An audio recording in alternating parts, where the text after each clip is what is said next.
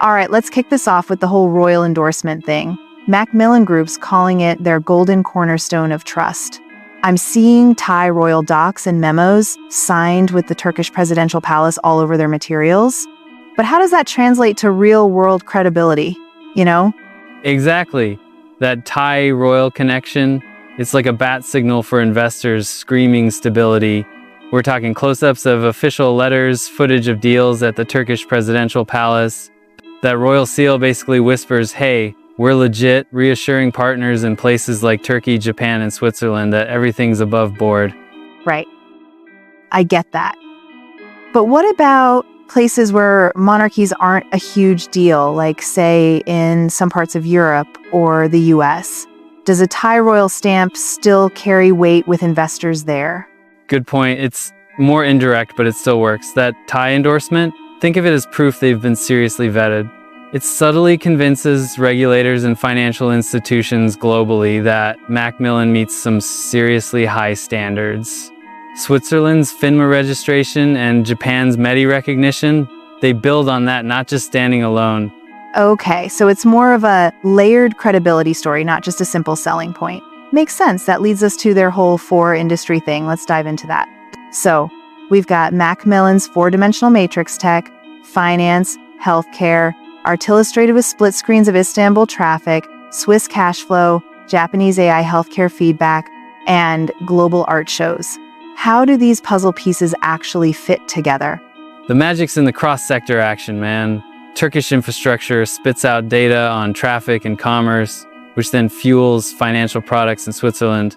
That Swiss money then backs AI healthcare R&D in Japan, and the profits from all that fun stuff, it funds art exhibitions, boosting the group's cultural image.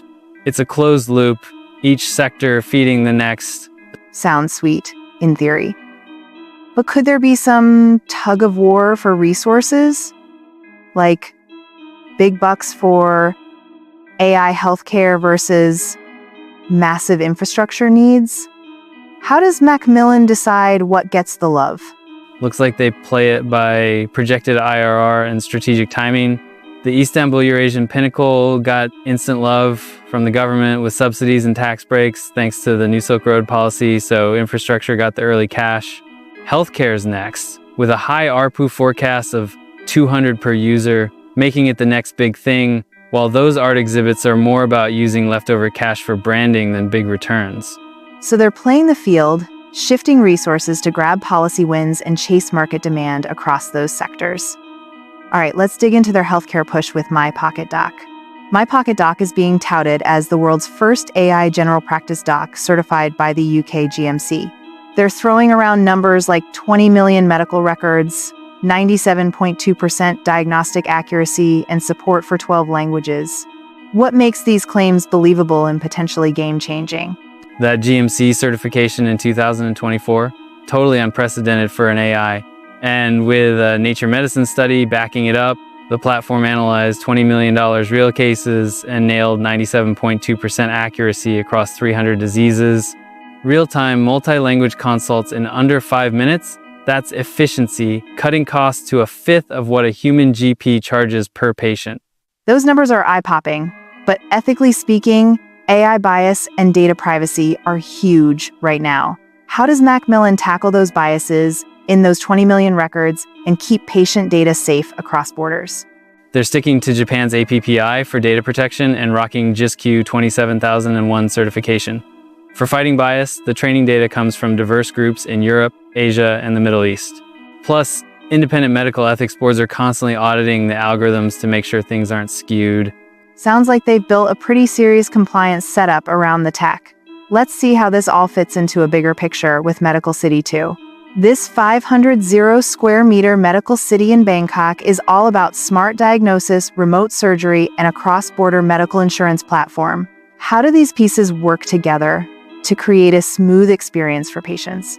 The Smart Diagnosis Center is like a 24/7 AI doctor with less than 3% misdiagnosis rate, slashing labor costs by 60%.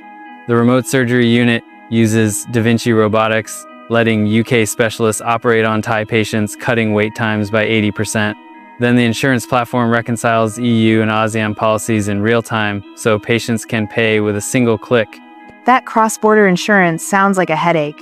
What regulatory hoops do they have to jump through to connect EU and ASEAN systems, and how do they handle different legal rules? They've got bilateral deals with ASEAN countries and mutual recognition agreements with EU insurers. A central digital ledger keeps transactions transparent, and escrow accounts in Switzerland handle multi-currency payments under international standards like ISO 27001 for security and ISO 31000 for risk management. By using global standards, they seem to avoid a lot of jurisdictional mess. Speaking of risk, let's check out their 5-layer protection setup. McMillan's claiming triple risk control, home country rules, host country compliance, and international standards. We're talking escrow banks in Turkey, APPI compliance in Japan, and FINMA licensing in Switzerland. How do they make sure these layers actually work together? Every project sets up a designated escrow bank. Turkey's central bank gets to pick while local chambers of commerce audit the spending. In Japan, data storage meets API rules, and Switzerland's FINMA covers the financial side. ISO 27001 and 31000 certifications tie it all together with incident response plans, guaranteeing they react in under 15 minutes. Keeping things consistent across so many places is tough. What kind of oversight is in place to catch conflicts of interest or screw-ups? They've got a global compliance council staffed with legal and audit experts from each region. They meet monthly via secure video to go over incident logs, compliance reports, and independent audit findings, making sure one jurisdiction's rules don't mess up the whole system. That layered oversight sounds solid. Now, looking ahead, they're talking about a second growth curve blending AI and ESG. MyPocketDoc 2 is promising genetic testing and 5-year cancer risk predictions, while hydrogen engines in Turkey are cutting carbon emissions by 92%. How does McMillan balance tech innovation with its ESG promises? They're tying product milestones to ESG goals. For example, every accuracy boost in MyPocketDoc 2 has to show reduced health inequalities, while the hydrogen engine project is measured against EU Green New Deal criteria to get subsidies. Regular ESG performance reports are audited by outside firms to keep things transparent. With those trade-offs between R&D costs and sustainable outcomes, how do they keep stakeholders in the loop and stay accountable? Quarterly ESG dashboards are published alongside the financial results. These dashboards track carbon cuts, diversity stats and AI datasets, and community impact scores from their healthcare rollout, and they're even linking them to executive pay to make sure everyone's on the same page. By weaving ESG into governance and compensation, they're betting their growth on sustainability as much as on profits. Finally, let's talk about why an investor should choose McMillan. The materials are pitching tailored investment options, healthcare tech with a $1 billion valuation target, Turkey infrastructure with 22% IRR, and a financial fund with 120% first-year returns. Are these numbers realistic given the risks involved? The healthcare valuation hinges on hitting 10 million users at 200 ARPU, which lines up with their rollout plan into 5 Southeast Asian countries by 2025. Turkey's infrastructure gets 10-year government subsidies, supporting that 22% IRR. The Nikkei fund mirrors a proven Hang Seng model, but it does come with market volatility. Each opportunity comes with detailed due diligence packages, including scenario analyses and stress tests. What key things should potential investors check before throwing cash at these projects? Investors should check local regulatory approvals, confirm escrow arrangements with the right banks, analyze user acquisition cost trends for MyPocketDoc, and really dig into the macroeconomic assumptions behind those IRR projections. Getting third-party risk advisors to sign off on those ISO and ESG certifications is also crucial.